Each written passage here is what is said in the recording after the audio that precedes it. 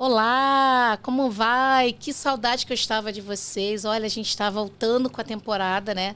Esse é o nosso primeiro episódio da temporada de 2026. É um prazer estar aqui com vocês e é um prazer estar aqui com o deputado. Olha, eu sempre aperto a mão porque a energia é boa. Minha mão está geladinha, né? Mas a energia é boa. É um prazer convidá-lo para participar do Revela Podcast. É um momento, assim, muito importante, porque a gente vai falar de educação. Não sei se você já sabe que eu sou professora.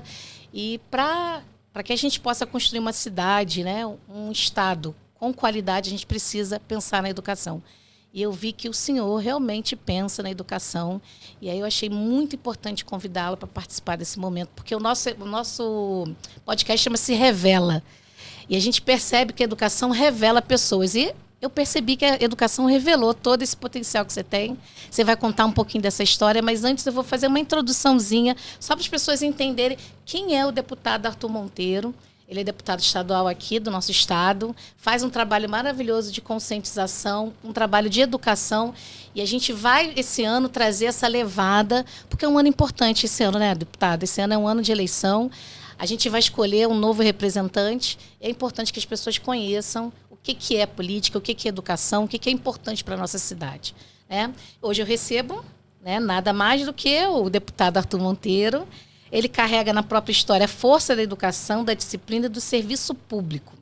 Arthur Carvalho Monteiro nasceu em Duque de Caxias, onde cresceu e estudou em escola pública. Isso é maravilhoso, isso é muito importante.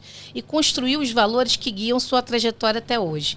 Muito jovem, aos 19 anos, foi aprovado em concurso público, iniciando uma caminhada marcada por responsabilidade e compromisso com a população. Advogado, auditor fiscal da Receita Federal do Brasil, trouxe para a vida pública uma base técnica e sólida, um olhar atento à gestão e à transparência. Foi vereador por 2 mandatos em Duque de Caxias e, em 2022, eleito deputado estadual do Rio de Janeiro, defendendo pautas como educação de qualidade, desenvolvimento social e geração de oportunidades. Em 2023, assumiu também a Secretaria do Estado de Trabalho e Renda. Poxa, muito interessante isso. Ampliando sua atuação na promoção de emprego e crescimento para os fluminenses. Casado, pai de 2 filhas, segue guiado por valores familiares, ético e propósito. Com vocês, deputado Arthur Monteiro. Seja muito bem-vindo. Fale um pouco da sua história. Todo mundo está curioso. Eu estou curiosa, porque isso aqui foi um resumo que eu fiz. Mas imagina quanta coisa você ainda tem para contar aí por trás de toda essa trajetória de vida. Muito obrigado pelo convite, muito honrado de estar nesse podcast Revela, professora Gisele. Ai, que prazer. A minha vida começa um menino de Duque de Caxias aí, minha cidade natal. Eu tenho uma gratidão pela escola pública, né? Eu comecei minha vida na escola pública. Tem um colégio que eu vou citar aqui, tem outros, mas um que me marcou muito, o Colégio Castelo Branco, com a diretora Dona Olga Teixeira, né? A Dona Olga foi uma diretora muito respeitada na cidade de Duque de Caxias. E minha vida começou ali, estudando no Castelo, né? Também com uma forte influência da minha mãe, que tenho muito orgulho. Minha mãe já partiu, mas os valores que ela deixou ficou dentro do meu coração e se enraizou em mim. Minha mãe é uma merendeira que virou professora, fez faculdade depois, virou professora, e começa a minha história ali, né? Eu no Castelo Branco, arrumei um emprego com 16 anos no Banco Real, um processo seletivo difícil, eu consegui entrar, mas parece que o estudo estava enraizado. Eu fiquei no banco mais ou menos, chegou nem um ano, pedi demissão e comecei a estudar para concurso público. E comecei para a carreira militar, fiz a prova, mas não quis ir.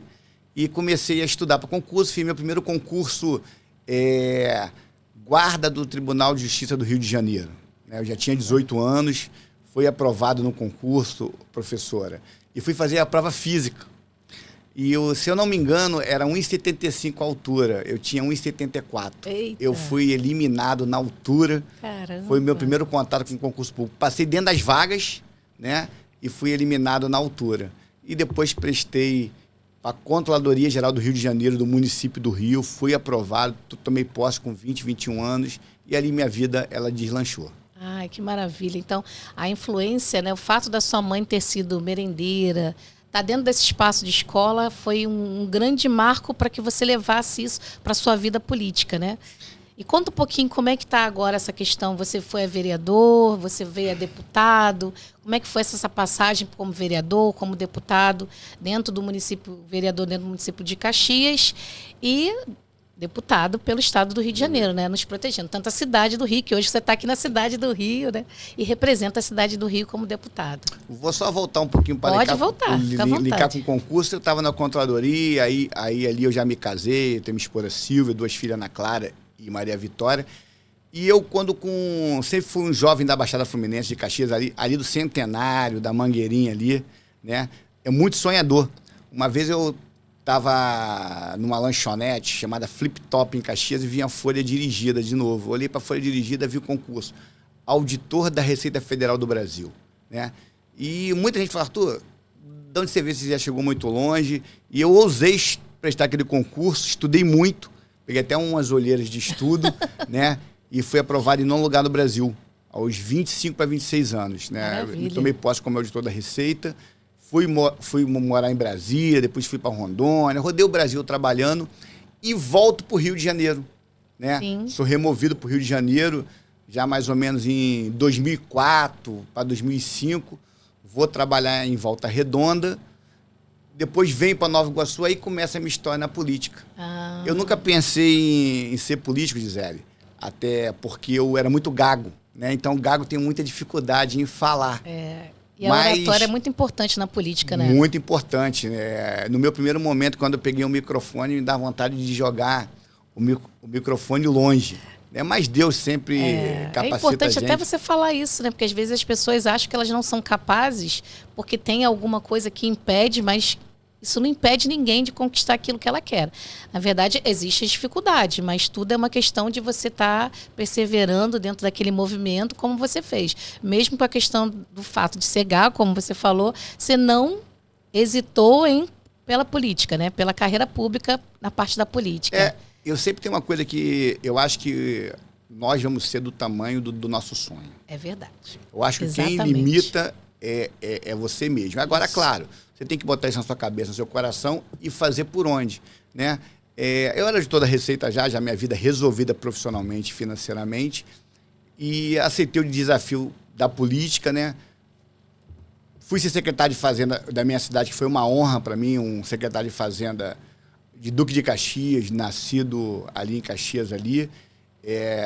Vim candidato a vereador em 2016, me elegi com quase 5 mil votos, me reelegi em 2020, já passei de 6 mil votos, venho candidato a deputado estadual em 2022, a primeira vez, muita gente não acreditava, porque muito novo na política, mas um trabalho, eu sempre tive uma característica de me dedicar muito a que eu sonho em fazer, né, o meu objetivo. E foi nessa campanha de 2022, trabalhamos muito e colocamos quase 30 mil votos, 29.988. Que maravilha. Né? E, pela primeira vez, né? Pela primeira vez candidato a deputado, mas levando uma pauta de trabalho, juventude, empreendedorismo, porque eu acho que a política pode abrir portas. Sim. Com certeza, e abre mesmo. Eu acredito que o papel da política é esse. Você possibilitar a nossa população, né? No caso, você está falando, vamos falar de Estado, a oportunidade de chegar a esses meios, né? A política pública ela veio para isso, para oferecer esses espaços para que a população possa se capacitar. E assim, quando você vê um deputado que pensa nisso, é importante porque a gente consegue levar isso para a população também. Eu não sei se você tem essa visão, eu percebo que a população ela é muito leiga em relação ao que é direito dela e o que ela pode fazer de melhor em relação à vida dela, a questão dos estudos, da capacitação. E quando o serviço público oferece essa oportunidade dele poder fazer escolhas, dele entender que ele tem essa capacidade de se desenvolver como cidadão, como pessoa, né? Como você mesmo falou, deputado, desculpa, o senhor falou. Eu entendo que o poder público é o caminho mais concreto e perfeito para que a gente possa proporcionar à nossa sociedade essa possibilidade de transformação. Porque capacitar uma pessoa é transformar ela. É fazer com que ela busque os caminhos que ela precisa para chegar e para frente e fazer escolhas, né? Que é tão difícil hoje em dia, a juventude ela não vê muitas escolhas. E o poder público tem esse poder de estar transformando a vida dessas pessoas. Você tem mais alguma coisa para falar sobre você? É só pontuando... À vontade, fica à vontade. Escola, quando eu fazia lá na escola pública, né? O meu ginásio, né? A gente tinha... Eu fui diretora de uma escola que chamava Castelo Branco, Castelo tá? Branco. Que coincidência, só que era do Rio. Agora o nome é professora Olga Teixeira, em homenagem à professora Olga. A gente tinha disciplina moral e cívica, técnicas agrícolas. Quando está falando em moral e cívica, quando você falou que a sociedade tem que saber os seus direitos, eu acho que deveria ter uma disciplina na escola. Concordo. A gente pegar o artigo 5º da Constituição, que são os direitos e preceitos fundamentais, né? Porque muita coisa o cidadão acha que o poder público está fazendo de favor, não. Aquilo é obrigação do poder público. A gente precisa pontuar isso bastante. Inclusive, deputada, a gente também tem que falar da questão dos deveres, né? A gente vive uma sociedade onde se cobra-se muito direito, mas esquece do dever que esse cidadão tem que ter perante a sociedade. Porque senão a gente só quer e não cumpre aquilo, né? A gente precisa... Eu falo basicamente da cidade do Rio de Janeiro, onde eu tenho mais convivência. O senhor pode falar muito mais amplamente em relação a isso. Porque como deputado estadual, você conhece o estado todo, acaba participando de muitos movimentos. Mas essa questão do direito é importante, mas o dever também. Porque a gente hoje, vê muitas famílias assim deixando os seus filhos, de alguma forma, dentro da escola e não cumprindo esse papel totalmente voltado também a acompanhar esse desenvolvimento. Quando você fala da sua mãe, né, que a sua mãe foi merendeira, e que depois ela estudou, ela viu dentro desse espaço de educação um potencial para que você se tornasse a pessoa que você é hoje. Então, a família é muito importante dentro desse espaço. A gente precisa construir também esse conceito não só de direito, mas de deveres também. Tem mais alguma coisa para falar? Então, vamos lá. Então, olha, seja bem-vindo ao episódio. E a gente vai ter 3 blocos, né? Desses 3 blocos, nós vamos fazer 3 perguntas baseadas naquilo que eu pesquisei sobre o senhor. E eu acho importante a gente levar essas informações para quem está nos assistindo, nos ouvindo, até porque, como o senhor mesmo falou, né, as pessoas às vezes acham que a gente está fazendo alguma coisa como se fosse, fazendo por favor. Não é. O poder público ele faz porque dever consta na Constituição. Deputado, para começar, vamos falar de algo que está na mão de todo mundo agora, o celular. É isso, a gente hoje tem o celular, mas não o aparelho em si, e sim que as nossas crianças e jovens estão consumindo nele, né? O seu projeto de desintoxicação digital toca em uma ferida aberta. A exposição a conteúdos que não agregam valores e que podem até prejudicar o desenvolvimento dos nossos filhos, das nossas crianças, dos nossos adolescentes. E como que a gente vai entender, então, essa batalha entre a educação e o celular? E aí eu faço uma pergunta para o senhor, deputado. Seu projeto foca em conteúdos de baixo valor cultural e moral. Como o senhor acredita que essa lei pode servir como uma ferramenta pedagógica para ajudar as escolas fluminenses a ensinarem aos jovens a diferença entre entretenimento vazio e o consumo de conteúdo que realmente agrega a sua formação como cidadão? O primeiro ponto desse projeto de lei, muito importante, não é censura. Ótimo. É muito esclarecedor isso. Quando a gente faz um projeto desse, a gente não está de hipótese alguma querendo fazer censura. Mas voltando esse projeto, que é muito voltado às escolas que estão formando os jovens, tem que ter um balizamento.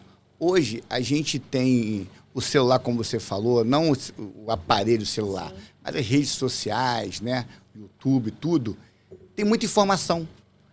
Mas tem que filtrar as informações, porque temos que saber que aqueles jovens ali, aquelas crianças, estão em formação do seu caráter ainda. Sim. Então, quando esse projeto é justamente para isso. É saber o que levar para os jovens consumir. Porque, como você falou um pouquinho antes, hoje a sociedade ela se desenvolve de uma maneira muito mais rápida. Muito. Né? Os pais trabalham muito, não tem tempo. E acabam delegando para a escola a função de educar. Então, o que esses jovens, as crianças, elas estão consumindo? Esse projeto, ele vai nesse sentido. Eu acho que a rede social, o celular, é uma ferramenta muito importante. Sim. Mas de pesquisa, de estudo, até de diversão. mas uma diversão sadia. Eu acredito que coisas que tem em algumas redes não é próprio para jovens que tá na escola ali. Porque todo mundo tem a sua faixa, né, etária de consumo, né, até a cognição, como você falou, desenvolvimento. Uma criança não pode assistir certos tipos de conteúdos que vai, de alguma forma, atrapalhar essa formação dela, da questão moral, da questão ética, porque ela vai entender que ela pode. Você pega uma criança de 5 anos e apresenta violência, ela está construindo ainda a personalidade, todo o desenvolvimento cognitivo, e aí você está apresentando algo que não é certo. Vamos falar até de uma forma bem clara. Não é correto. Se você está apresentando, ela, na inocência dela, vai entender que ela pode fazer. Então, esse controle é importante. Ainda ressalto, o deputado, que nas escolas nem se pode mais usar celular. Tem uma lei hoje, uma lei que até, se eu não me engano, já o Estado também ratificou, o município tinha feito, o Estado ratificou e agora até acho que está federal, em que o uso celular dentro da escola não é mais permitido, justamente porque a escola não consegue dar conta de 1.400 ou 500 ou 200 alunos utilizando esse equipamento de uma forma até muito mais livre, e aí acaba adquirindo conceitos e aprendizagem que não cabe para a faixa etária dela. Então, esse projeto ele vai de encontro para a escola orientar como usar. Não só naquele período que está na escola, como você falou, que normalmente não pode. Mas quem é que orienta o jovem o que vê e o que não vê? Porque a gente sabe que o jovem, ele vê uma rede social, ele vê aquelas pessoas, influenciadores. Agora, que tipo de influenciador ele está vendo? Que tipo de informação ele está tendo? Eu acho que justamente a escola não tem que só proibir. Muito pelo contrário, tem que orientar os jovens. O nosso projeto ele vai muito nesse sentido. Você quer ver só uma coisa que eu acho que é importante ter para os jovens? Educação financeira. Eu também concordo. Começar já... Olha, claro, não é o jovem que vai cuidar do orçamento da casa, vai ser o pai e a mãe. Mas ele tem que saber, olha, se você ganha uma mesadinha de R$300, você pode gastar só R$300, ou até poupar um pouquinho. Você vai formando já memória naqueles jovens ali, que quando ele estiver cuidando do orçamento da casa dele, ele já vai ter isso na cabeça dele. Sim, com certeza. Educação financeira, educação empreendedora, como o senhor mesmo falou logo no início, até para que ele possa se preparar para esse mercado de trabalho, porque senão a gente vai ter jovens que não vão ter formação para estar atuando, e aí entra, né, que aí aumenta o caso de criminalidade, de moradores de rua, outro tipo de violência, porque ele acaba buscando esse dinheiro, como o senhor falou, de outras formas que não são as formas corretas. Você tem mais alguma coisa? Não. Então vamos lá? Então, é muito interessante também ver que o senhor não quer apenas limpar o que é ruim, mas também iluminar o que é bom, já que a internet é uma nova sala de aula de muitos jovens, como você mesmo falou, né? O senhor propõe a valorização dos bons influenciadores. E é uma forma de dizer, ei, tem gente fazendo a diferença e educando através das redes sociais. Vamos falar sobre isso e como isso pode transformar a cidadania, né? E eu pergunto, o destaque para influenciadores com síndrome de Down, maravilhoso esse projeto de lei. Eu aplauso o senhor pela sua iniciativa, e autismo é um diferencial do seu projeto. De que forma o incentivo a esses perfis ajudam a educar a sociedade? Como é que você acredita que você colocar, né, um projeto de lei onde você valoriza, né, que hoje a gente tem, né, um grande número dentro da escola, por exemplo, não existe mais esse preconceito do aluno que é portador, né, um PCD de deficiência, não participar da educação. A educação é para todos. A Constituição já fala sobre isso. E quando você valoriza o diferente, você está valorizando todos nós, porque todos nós somos diferentes. Ninguém aqui é igual. Você é de filho de uma mãe, de um pai. Às vezes, mesmo quando é filho do mesmo pai e da mesma mãe, são pessoas diferentes. Então, quando você cria essa possibilidade, esse projeto de lei, eu acho que isso engrandece aqueles que estão dentro da nossa sociedade, que fazem parte da sociedade e que, de alguma forma, têm muito a nos ensinar. Como é que você entende que esse diferencial do projeto pode ajudar a nossa sociedade em relação a essas pessoas com PCD? Esse projeto, ele nasce de um comando constitucional. No artigo 5º, ele fala do princípio da igualdade, mas da igualdade material. Tu tem que tratar os desiguais de forma desigual, para tu tentar, de alguma forma, equalizar aquilo. Quando eu faço esse projeto, e eu vou mais além um pouquinho, Imagine as empresas contratarem influenciadores que têm essas condições. Na verdade, elas estão valorizando as suas marcas, elas estão tratando da inclusão, porque a inclusão não pode ser só através de lei. Por mais que o legislador faça leis, né, sobre isso, como é esse projeto, mas o que vai realmente incluir é a prática. Com certeza. É a sociedade. Então, esse projeto vem trazer a luz. Olha que legal, em vez de contratar influenciadores, claro que tem mercado para todo mundo, Sim. mas tem um benefício fiscal para as empresas que contratarem influenciadores com essa condição.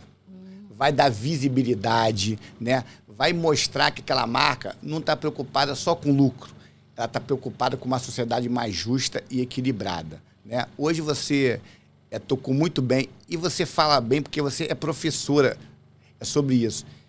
Antigamente tinha um preconceito muito grande. Sim. Hoje a sociedade, os colégios, as escolas já estão se adaptando. Sim. Então, esse projeto vai nesse sentido, para fomentar o mercado de trabalho, que isso é uma responsabilidade do poder público. Sim. Né? Não basta a gente fazer as leis. A sociedade civil, as empresas, o próprio governo tem que dar oportunidade para pegar as pessoas autistas, com alguma deficiência, trazer para o mercado de trabalho. Esse projeto vai nesse sentido. Eu vou aproveitar, vou fazer uma pergunta que não está dentro do script aqui. Mas eu acho que a população não sabe nem o papel de um deputado, de um vereador, que você já foi vereador, você é deputado hoje, deputado Arthur. O que é o papel do deputado hoje? Porque eu acho que essas questões é importante a gente, já que a gente está falando do projeto de lei, e assim, projetos muito bons que estão ligados à cidadania, à questão da educação e da valorização dos jovens, dessas crianças, dentro do espaço da escola e dentro da própria sociedade.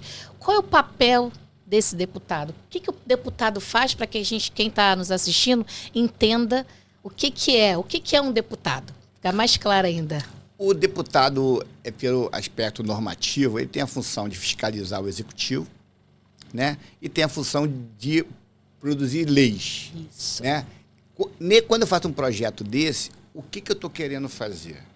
Eu estou querendo pegar aquele princípio da igualdade material e tornar ele execuível. Porque vamos falar a verdade. Entrar no mercado de trabalho é mais fácil para um autista ou para uma pessoa que não tem essa condição? Pessoa que não tem essa condição. Com certeza. Então, o poder público veio para quê?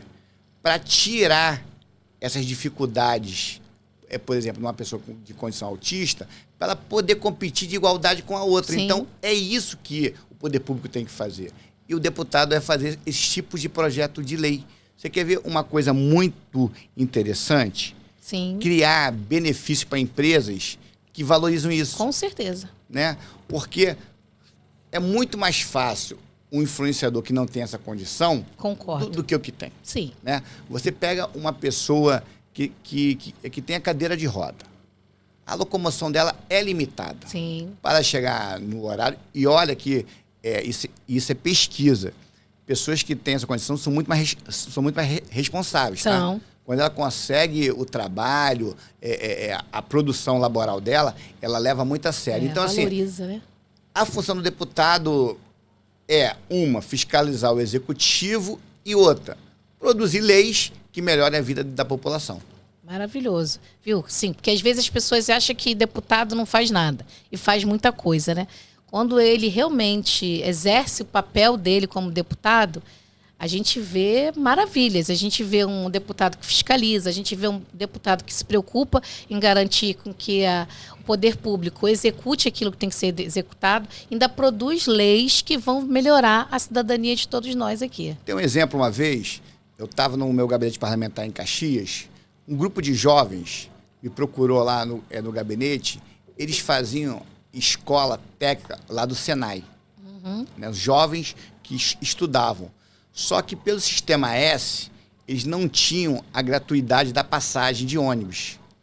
E eles me procuraram, me contaram, tinha até uma aluna que andava quase 6, 7 quilômetros por dia por causa da questão da passagem.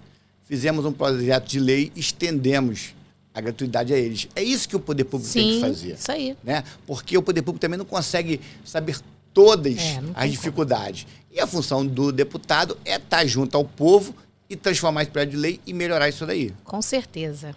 Olha, eu adorei essa sua explicação, porque fica bem claro, né, que às vezes a pessoa confunde, né? Que o deputado que asfalta a rua, que deputado que faz isso, não. Eu sempre falo, o deputado, ele fiscaliza o poder público. Ele está ali para criar leis, para melhorar a vida do cidadão e para fiscalizar o que o poder público está executando ou não aquilo que a lei determina. E com isso melhorar a nossa vida, né? De todos nós, porque às vezes as pessoas acham que é só, vai só melhorar a vida só de um, não. Quando você fala em lei, você está pensando em todos. Inclusive essa lei maravilhosa, porque ela fala da inclusão daqueles que mais precisam ser olhados, que são os PCDs, que são as pessoas com deficiência. Eu sou um PCD porque eu tenho fibromialgia, só que a minha doença, ela é uma doença que eu consigo conviver, isso não me atrapalha muito. Mas eu sei o que é uma pessoa, porque como eu sou professora, né, com deficiência, como é difícil ela conseguir um emprego, como é difícil ela ter essa valorização. Então, a lei, na verdade, vai oportunizar esses espaços e garantir a possibilidade da ingressão dessa pessoa dentro do mercado de trabalho. Como o senhor mesmo falou, né, a questão da educação financeira, de empreendedorismo, a gente precisa garantir esse espaço para que a gente tenha uma sociedade muito mais igualitária. Vamos para a próxima? E agora a gente vai falar sobre empreender. Você tem um projeto de lei, Comunidade que Empreende e Prospera, né? O deputado saindo do mundo virtual, indo direto para o chão das nossas comunidades, o senhor sabe que, por sua experiência na gestão pública, que o talento está em todo lugar.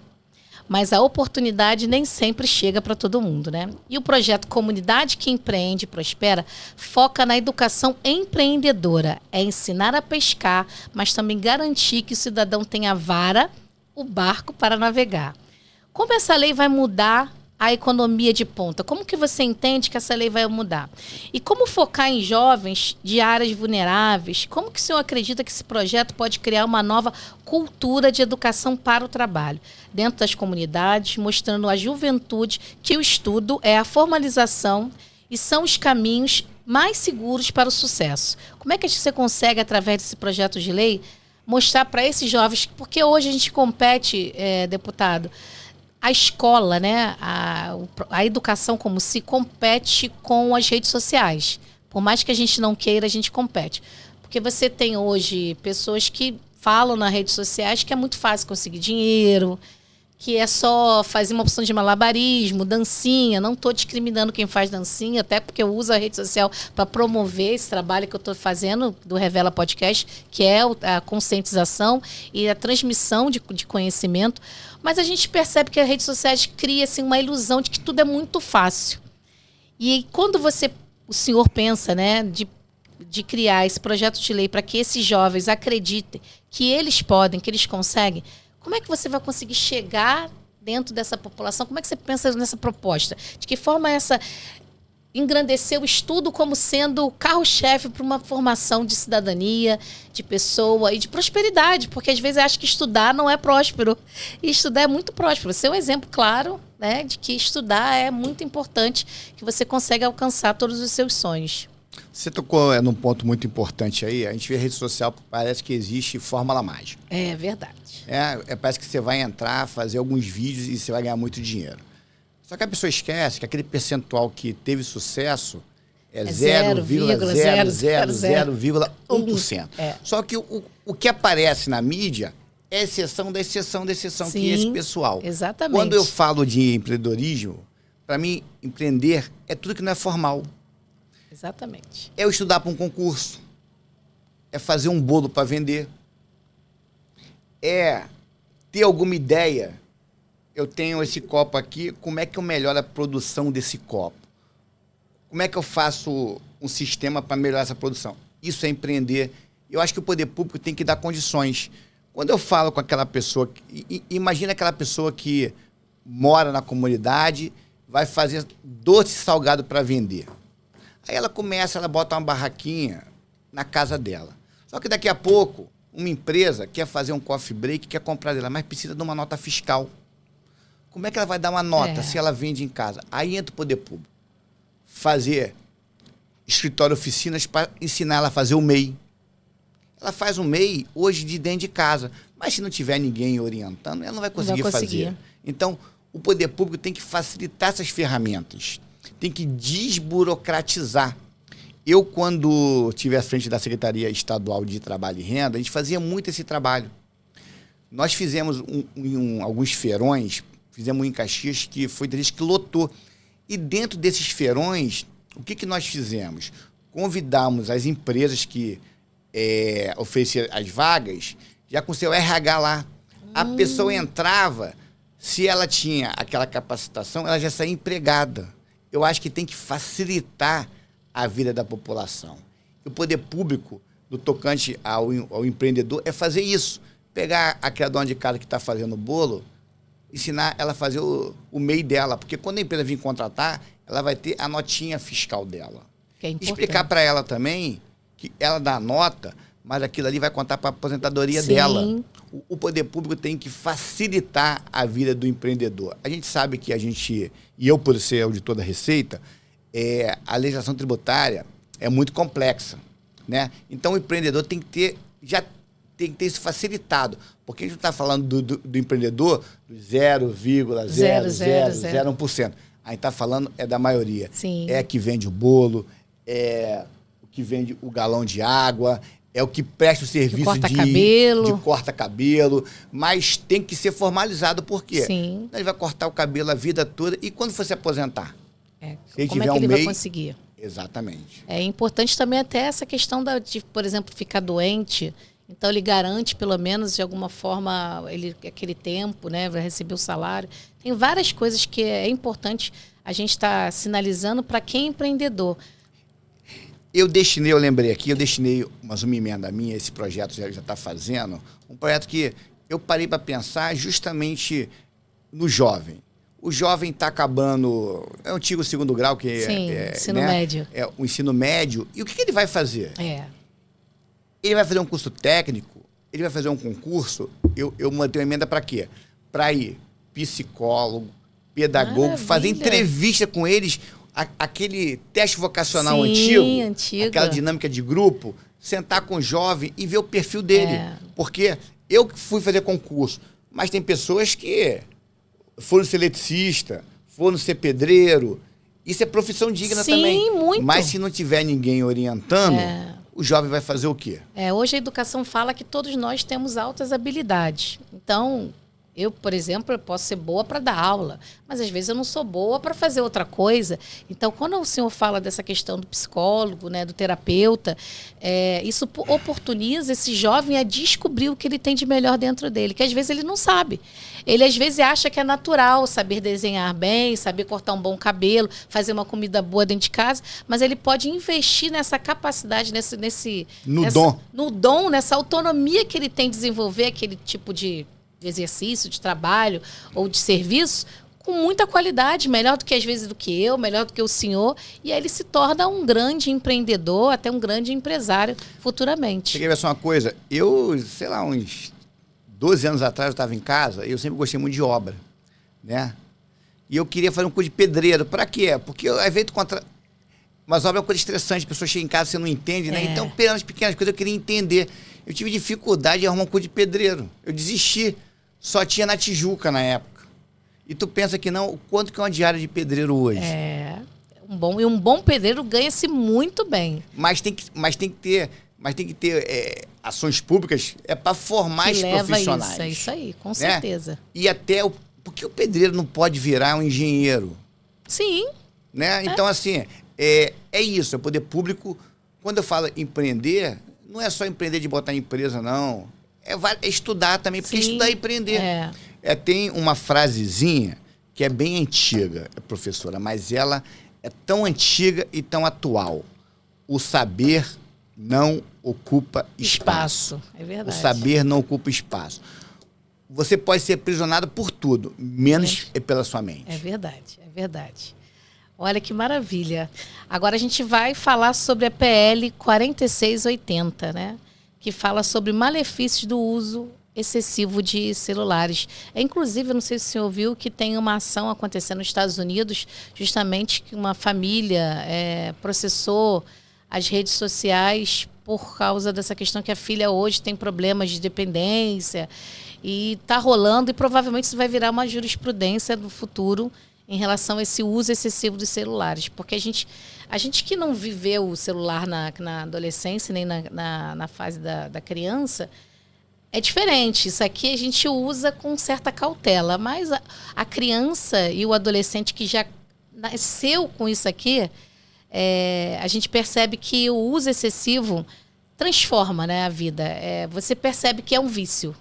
Eu falo até por experiência em relação a esse contato com adolescentes, que ele já entende que não consegue viver sem o celular. O celular faz parte. E a gente precisa pensar no futuro, porque eu sempre falo aqui, e falo para quem eu sempre estou conversando, a gente está construindo uma sociedade. Hoje eu sou a mão de obra que está aqui atuando. Mas daqui a alguns anos eu vou me tornar o quê? A pessoa que vai estar usufruindo dessa mão de obra. E a gente precisa pensar em que mão de obra vai ser daqui para frente. Se a gente não pensar na saúde desse adolescente, a gente não vai conseguir entender que na minha velhice eu vou ter adultos saudáveis que vão saber cuidar de mim. E a gente está dentro do Brasil, ele está envelhecendo. É muito natural. Se você pegar os dados, a gente está ficando uma população muito mais velha do que a anterior. E esses jovens precisam ter consciência do que os malefícios pode ter em relação ao uso excessivo de celulares, ou até outras situações, como a gente falou, a questão da educação, do celular dentro da escola, da questão do empreendedorismo, da consciência da educação para o trabalho, da questão também, como você falou, de várias outras situações, como direito que o poder público tem que garantir. A gente precisa hoje construir um cidadão que possa garantir que a nossa velhice, eu vou incluir o senhor, você me permite, dentro desse fato, que a gente tenha uma velhice tranquila, que a gente possa usufruir daquilo que a gente fez durante o nosso período como um trabalhador, um cidadão trabalhador. E aí a gente vai fechar a nossa rodada com essa PL que fala sobre os malefícios do uso excessivo do celular. A gente vai voltar para o tema de saúde mental, né? Mas aí agora é um alerta muito amplo, né? O uso excessivo de celular não é só uma distração, é uma questão de saúde pública, que afeta o aprendizado e o comportamento das pessoas. O senhor propõe uma política de conscientização para que o cidadão fluminense retorne o controle da sua própria vida. Isso é super importante. Vamos entender que isso é um risco, né? Todo mundo tem que entender que você deixar o celular tomar conta da sua própria vida, você acaba não tendo controle. E nessa proposta, o senhor fala assim, né, o dilema das redes, né, em sua justificativa. Como essa política de conscientização pode ser integrada ao currículo escolar para que o aluno entenda desde cedo os mecanismos biológicos do vício e aprenda a usar a tecnologia ao seu favor e não contra a sua saúde mental? Eu acho que a gente está tendo muitos problemas em relação a isso. Como é que o senhor entende isso? Eu acho que isso é um assunto de vital importância, né? Eu vou até me colocar também, não é só o jovem não, até a gente também ficamos dependentes. Você não acha que é por trabalho? Olha, eu acho que começa por trabalho e depois começa a vida pessoal também. Tá. Né? Aí eu vou fazer uma autoanálise. Quem já não está com a família, com a esposa, com as filhas jantando, em vez de estar conversando, tá olhando no Zap. É verdade. Né? Será que o Zap não podia ficar para depois? Para ter aquele convívio com a família? E olha que eu estou me colocando nisso também. Sim. Se minha esposa estiver ouvindo, minhas filhas... Ela vai falar, ele falou dele. Porque imagine com os jovens. Eu acho que está passando da hora do poder público encarar isso de frente. Esse caso nos Estados Unidos, isso é a ponta do iceberg. Sim. Isso está em todo mundo. Hoje, a gente está de uma forma que a gente não tem um celular mais não. Tem 2, 3. É verdade. Isso é um caminho sem volta. Eu acho que isso aí é um problema de saúde pública. Concordo. E problema de saúde pública, você tem que investir, não depois que o problema já aconteceu. Você tem que investir ali na raiz do problema. Na prevenção, né? Na prevenção. Eu acho que tem que ter, na escola, eu não sei se é uma matéria específica, mas ter uma ação muito enérgica sobre isso. Porque senão daqui a pouco as pessoas estão doentes. Esse caso que você falou, daqui a pouco vai repercutir no mundo todo, porque no Brasil já está acontecendo. Sim. O celular, isso é uma arma poderosa. Agora tem que saber para que lado tu está usando. É uma arma boa para tu consultar, informação. A IA, então, agora, né? Com as IAs. Até diversão. Você falou em AI, eu fiquei apavorado. Que eu tenho 53 anos e eu não sou muito digital. Eu fiquei sabendo que pega você, tira algumas fotos suas, faz um vídeo como você estivesse falando com a sua voz. Sim. Olha que loucura. Sim. Olha que loucura. Né? Então, assim, eu acho que o poder público tem que entrar de frente nisso. E esse projeto é um projeto que eu acho que tem que ser levado muito a sério, porque se não tiver uma ação de educação, de palestra, de acompanhamento, eu acho que se pegar hoje uma turma de jovens dentro de uma escola, seja pública ou particular, com 50 jovens, vai ter problema em 40, 45 disso daqui. Sim, com certeza. Acho que até 50. 50, né? 50. Eu vi outro dia na rede social um jovem agredindo a mãe porque tirou o celular. Então, se isso aqui não for um problema de saúde mental, tem que me explicar qual o problema é. Então, esse projeto vai nesse sentido, que eu acho que tem que ser uma ação, não do deputado Arthur Monteiro, não da professora Gisele, mas tem que ser encampado pelo poder público e pela sociedade civil. É uma esfera bem maior do que só um projeto de lei. É uma coisa que tem que ser discutida com a sociedade. Você quer ver só uma coisa? Isso é tão sério, que tem que ser uma coisa tão enérgica. Hoje, a gente pega os fumantes. O cara vai comprar um maço de cigarro. Ele tem uma foto da pessoa com câncer, com tudo. Sim. E ele compra o cigarro. Você vê que a dependência é tão grande, sim, mesmo sendo obrigado a mostrar o malefício que está na frente dele, ele compra o cigarro. E essa questão do celular ainda é pior, porque o malefício não está na tua cara. Só tem benefício. Quando você vê, já instalou a doença mental todinha em você. É porque, e além de tudo, né, o celular ele mostra uma vida que não é real, né? Então, por exemplo, você vê jovens que vê outros jovens com carros importados, com mulheres bonitas do lado, ostentando muita coisa que não é real. E aí entra uma questão também da depressão, entra outra questão também do suicídio, o número de jovens que suicidam está muito alto hoje. Então, para você ver, já existem muitos malefícios que estão aí, só que ninguém está disposto a brigar por isso. Então, porque você pensar, hoje o celular e a rede social é muito mais usada como meio de marketing do que, às vezes, até televisão. Na nossa época, a televisão era tudo. O rádio, né? Rádio, então, quase não se faz mais nada. Mas o celular passou a ser o ganha-pão de muita gente. E, inclusive, até para você se tornar visível, primeira coisa é você estar dentro das redes sociais para poder conhecer seu trabalho. Que se você for botar na televisão, vamos dizer que 40% vai ver. Se você colocar no celular, dependendo do que você vai investir, até 100% consegue ver toda a sua proposta. E aí mostra-se de tudo. Mostra a realidade, mostra-se que não é real. E você vai criando expectativas de que aquilo ali, como o senhor mesmo falou logo no início, né? Mostra histórias que não são verdadeiras.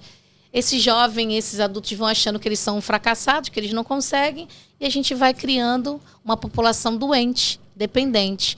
E dependente de uma coisa que é difícil você tirar.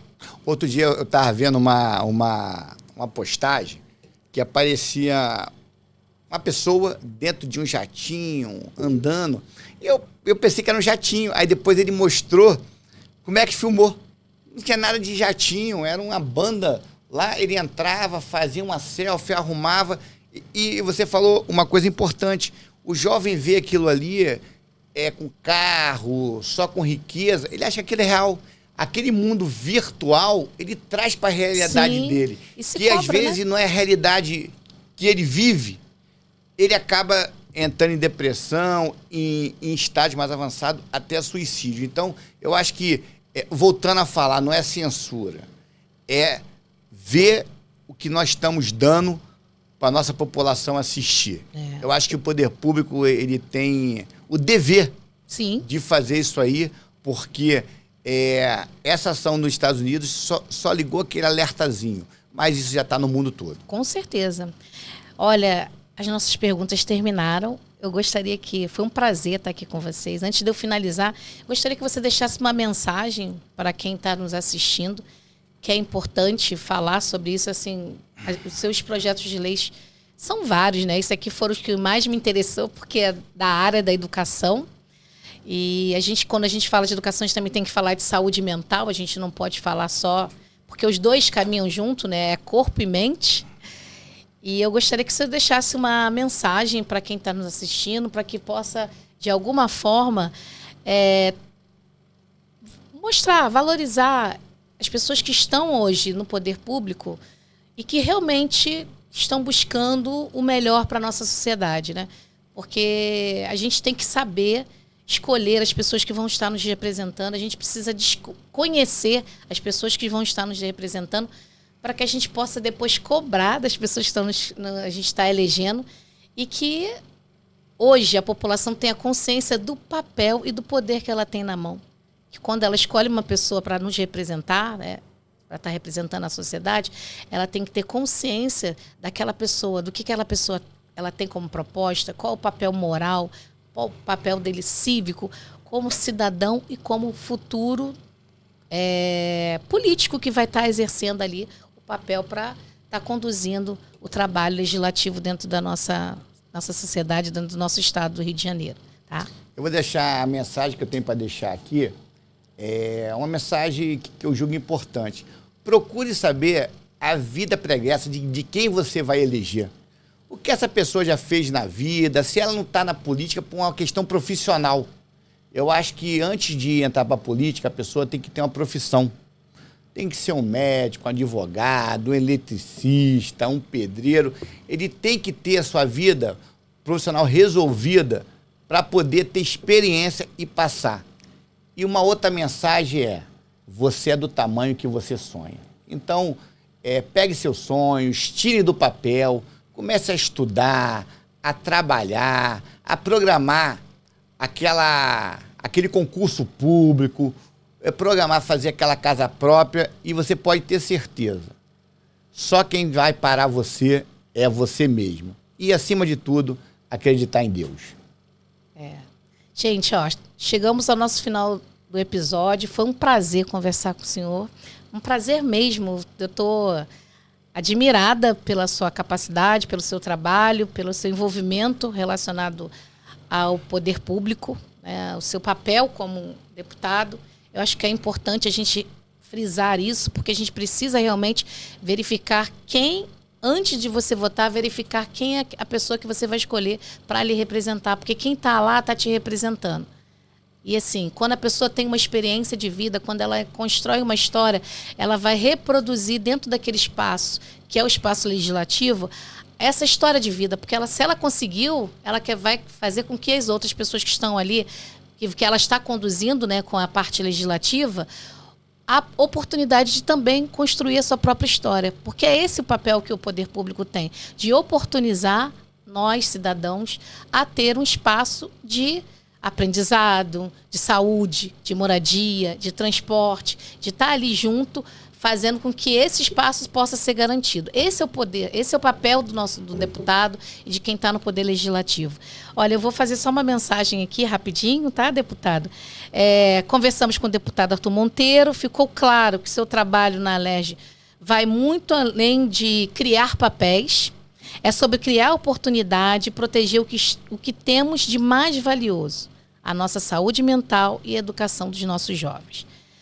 Deputado, muito obrigado por revelar esses projetos para os nossos ouvintes e por você ter nos acompanhado e você estar lembrando a importância desse papel que é o deputado, de transformar e informar toda a população seus direitos. A gente precisa ter muito claro. E assim, eu te agradeço, vou apertar sua mão, foi um prazer. E olha, gente, chegou o final. deputado apresentou toda a proposta, todo o trabalho dele. Ó, te espero no próximo episódio. A gente vai continuar falando sobre educação, sobre sociedade. É importante. Esse é um ano muito importante para todos nós. Para o Brasil é importante. A gente vai escolher muitas pessoas que vão conduzir a nossa vida por 4 anos. Então, faça a escolha consciente. Olha, até o próximo episódio. Um beijo. Fiquem com Deus.